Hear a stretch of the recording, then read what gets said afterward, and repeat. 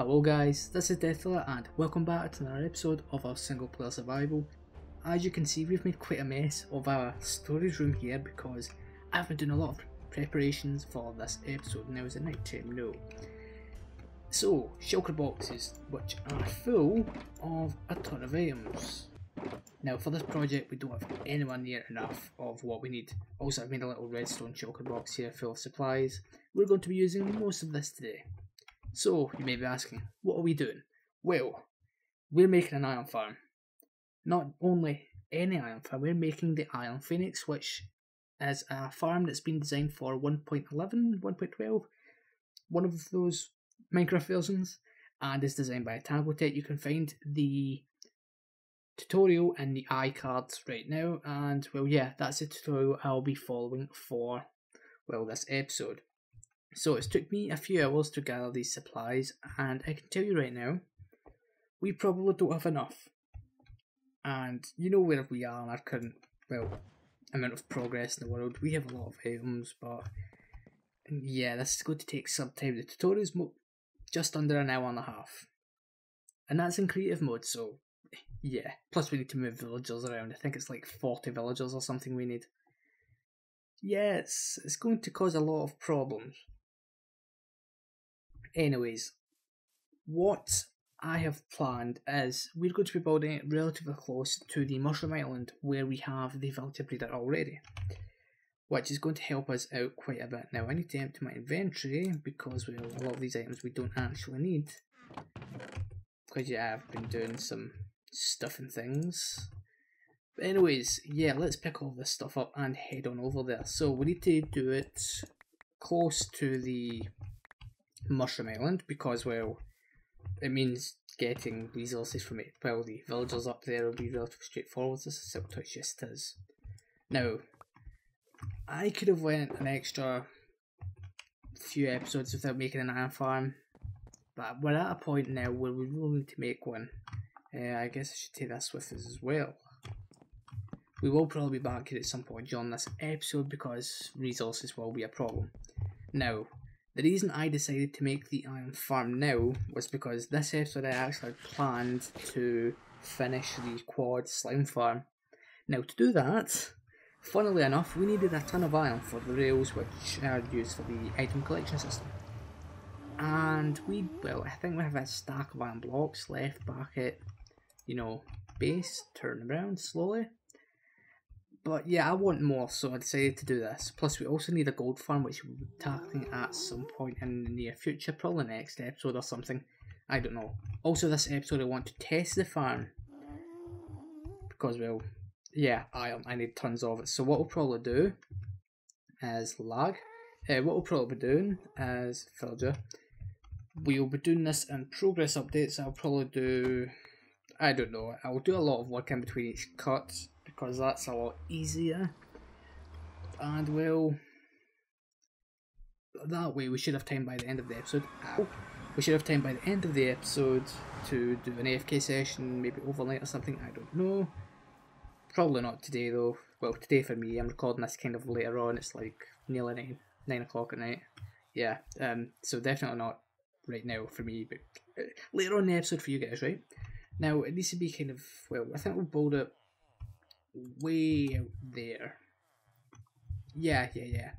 We'll build it out here, so then we don't need to tear up any of this rail line, we can use it, and instead of sending villagers to the trading hall, I'm not actually a fan of it right now. I'm not a fan of that breeder either. We may actually change it up a bit. What we can do is we can build it out in the middle of the ocean, so get maximum rates. Well, I think, I'm trying to be technical, okay? Just go with it, yeah? Also, if we look at this villager, I don't know if I said last time, but look at that, mainly about 14 emeralds, that's very, very cheap. I like this guy. Anyways, I'm going to get started, I'm going to do a ton of work. We'll probably get to the point where we're putting in doors and stuff for the farm.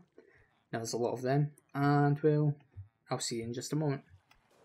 Okay guys, I am back, and as you can see right here, we've already made quite a lot of progress on the iron farm. So we have all of the platforms in place right now. Well, the platforms that will hold the door and also the redstone. The redstone is what we're going to be doing in the next part. But yeah, we're I've been building this for quite some time. I think I'm like maybe 5 minutes into the tutorial thing. So yeah, we're getting along. I think we've spent about half an hour on this already, just trying to place things and getting up here and stuff. And we've already went through about 2.5 shulker boxes worth of stone bricks. So yeah, we're getting there. Now, what I need to do is implement the redstone up top, and then the doors, I believe. So, let's get cracking. Okay guys, so the redstone is now in place. I'm just sleeping the night away, and if we head up, of course I've already done it on both platforms because, well, you know, and if you're following the tutorial as well, hopefully you should be at the same stage as me. So we have this stuff in, which basically resets the villages when the circuit is run. It takes like 90 minutes to do so. So we have that circuit in, and now I'm about to start placing in, oh, what was that? I don't know. Now I'm about to start placing in all the wooden doors. Now I can tell you right now, we do not have enough wood for this, so I'll probably be here for quite some time. I don't know what I'll be showing you in the next, well, progress update. I guess I'll work out something, because we've already had quite a bit through the episode already. So I'm going to continue on with this. I may do the rest of the redstone, probably, just to get by it, because that's going to be a very intensive part. And, well, after that, we'll be back. Okay guys, we are back. This is the next day for me now, so if my voice sounds different, that'll be why. Morning guys. But yes, we have done the things I said we're going to do, so let's take a closer look, shall we? So ignore this redstone right now, but as you can see on that platform over there, hopping over, we have all the doors in place. Those doors are open because of the redstone that is sitting on top of them. So don't worry guys, it's all good. So yeah, I had to go and gather some wood a few times during the construction process because we completely ran out. But luckily, we have a lot of wood sitting around in forests and stuff. And also back at that farm over there. And the redstone circuit now. Now I've had to rebuild this once. I rebuilt it when I logged on here because I'd done it wrong. Like I built it all one block too far to one side. But yes, it's looking a lot better.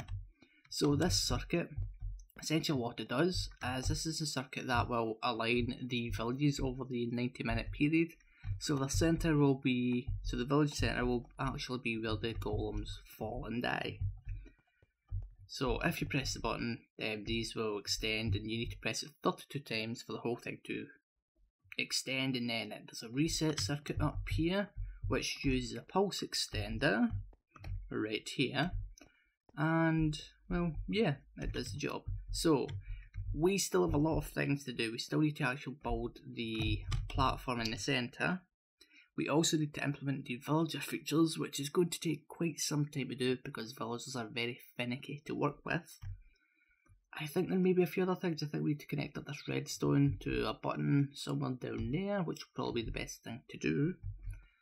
But yeah, we're slowly getting there, and I want to do an AFK session here during this episode, so let's continue. Okay guys, so I've done a little bit more work, and it will be coming up in just a moment. There we have it. So this is going to be the villager tube thing that will essentially reset the farm. Well, it will detect villagers and drag the centres of the villages down from like here to there and then further down. This has took me quite some time, but now it is going to be the most infuriating part of this design. 50 villagers.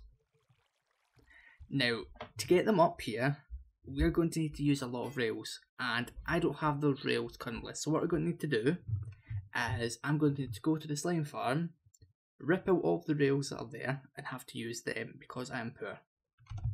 So I'll probably do all that off camera and then replace the rails as well, so you probably won't see anything with rail networks or stuff because, well, yeah, we need to have the slime farm constantly running, so it's a case of getting all the villagers from the breeder up here and then remove the track as fast as possible. So let's get this done then. Okay guys, so after quite a lot of villager stuff, which was very, very painful to do, we have all of the villagers in place. Now you can see one moving around over there because the redstone was actually triggered whilst I was finishing off bits and pieces, so the the villages are actually rebuilding themselves right now. Also, I'm now at a point where I can actually start building the spawning platform in the centre and implementing the killing area. My keyboard's making a lot of noise. But yeah, we can start putting the killing area in. And look, all the villagers. I think we used 45 villagers, maybe? I think. I don't know. Also, a little thing I didn't realise was that the thing to turn on the farm is all the way over that side of it.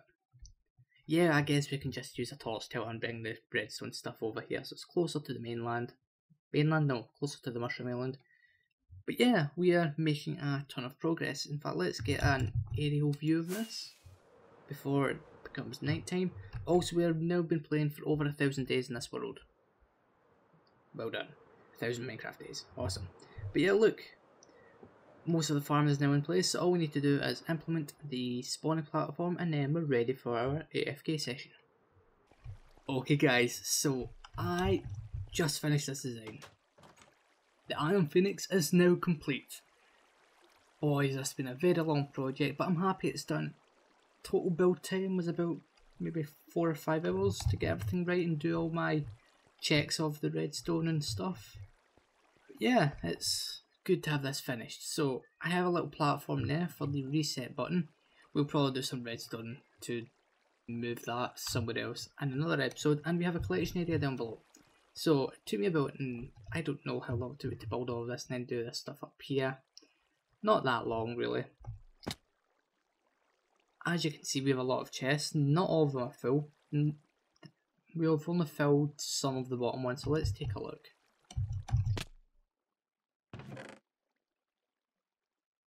I'm very happy with this. Yeah, so let's see. 1, 2, 3, 4, 5, 6, 7, 8. Almost a full stack of iron blocks already, and I think this has been running for maybe half an hour properly. When I placed in the first pad, it didn't, well, no iron golem spawned, but that must have been because the centres of the villages were moving into position. But after I started placing down the second pad, I'm going from top to bottom, by the way, iron golems started spawning in large quantities, so yeah, this is good. This is really good. So, in fact, let's empty this right now because I want to go AFK. Now, I don't know exactly how long I'm going to go AFK for. I haven't worked that out yet. But it will be for quite some time. I'm thinking maybe 4 or 5 hours? 5 hours maybe. And I think we'll reset the farm as well just to do a proper test of it because well, I activated the redstone whilst we were building, so it hasn't been given a proper test. So if we just get my fireworks out, fly up. I've also mob proofed it all as well, spam torches everywhere. So yeah. Right, so fingers crossed this is probably going to lag because of all the lighting updates with the redstone. I spammed tons of torches around. So hold on a minute. I need to fix that. Yeah, that could happen. I forgot about that. I need to sort him out. And there's also an iron golem down the wall somewhere. So let's reset this. Lag incoming.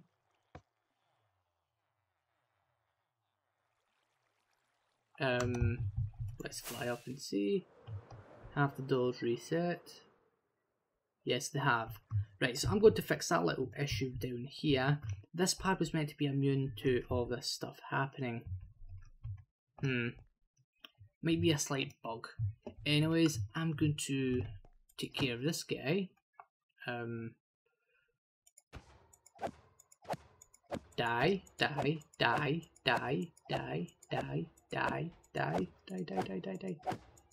There we go. It should be a simple case of placing some blocks there and then doing something like this and that should stop them from spawning there. Anyways, I'm going to go AFK for roughly 5 hours and we'll see how many drops we can get from this thing. Okay guys, I am back and unfortunately this farm design isn't quite working for me. I don't exactly know why. I've done quite a lot of things to try and fix it. I've rebuilt the whole thing, which took quite a while. I think I've rebuilt the whole thing twice. I have spawn-proofed both platforms and also the platform on this side to stop the angle from spawning. I've moved all the villagers away from the trading hall because I thought maybe they were in range. But yeah, it just isn't working. Maybe I'm AFKing in the wrong spot. Maybe I'm too far away from the villagers and they aren't moving correctly or something. I'm not entirely sure. But it just isn't working for me now. I think I've spent in total about 12 hours working on this. So rebuilding and, you know, doing AFK tests, and I emptied out the chest, and this is how much iron I have. We are getting an iron income, but we would have been better off just making a few single cell iron farms for this because it isn't working. Now, to rectify this problem, we could try another iron farm design, like say the Iron Beast, for example. Similar design to this, it also works. Or we could go back to either doing single cell iron farms or an iron titan, but the only problem with an iron titan is it needs to be in the spawn chunks, else all the villages will merge. Now, speaking of villager merging, the villages that are created by this farm, they continue to merge throughout the village building process. Now, I installed a mod, the village marker mod, and another mod to increase the random tick speed of the game. Essentially what this meant was that I could see the villages being made at a super fast pace, so I could track down problems, and the first village would be created okay, but then any villages after that would start to merge, and I don't know why. And they wouldn't be centered on the spawning platform. That's why we weren't getting any spawns whatsoever. Sometimes it would, the center of the villages would be over there, sometimes it would be on the other side, sometimes it would be even down here. So yeah, it doesn't work. Also, I've had issues with zombies spawning in some of the doors, even though the light is optimal. So yeah, that is causing issues. Like, I've lit up areas over there, but I don't think anything in this area can be interfering with this. What I could do is I could maybe try AFKing a little bit above the farm to see if that does anything well with the rates, or maybe stand down there in the collection area. But yeah, your help would be appreciated. So guys, I'm afraid that is it for this episode. So as always, if you like this video, please make sure to hit that like button, and if you really enjoyed it and want to see more, make sure to subscribe. Thank you for watching, and as always, I'll see you guys next time.